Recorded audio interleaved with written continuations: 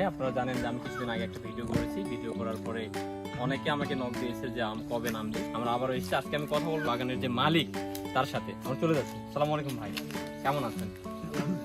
আচ্ছা, আমরা দেখতে পাচ্ছি বাজারে যে বিভিন্ন জাতের আম নামছে।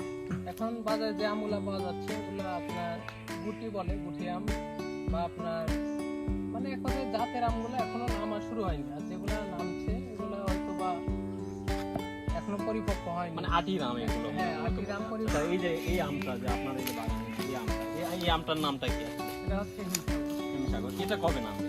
এটা হচ্ছে মে মাসের 30 তারিখে এই আমটা নামবে। মে মাসের 30 তারিখ পর থেকে। আচ্ছা দর্শক, আপনারা শুনলেন যে মে মাসের 30 তারিখের পর থেকে নামবে এবং গোপালভোগ আমটাও 20 তারিখ থেকে নামবে। অথচ আমরা কিন্তু বাজারে অলরেডি দেখতে পাচ্ছি বিভিন্ন জাতের আম নেমে গেছে অলরেডি, এবং অনেকেই এটা সেল করতেছে। আসলে এই আমগুলো মূলত আটির আম বা গুটি আম যাকে বলে। ভালো আম নিতে গেলে অবশ্যই আপনাকে 20 তারিখের পর থেকে নিতে হবে। ভালো থাকবেন, আসসালামু আলাইকুম।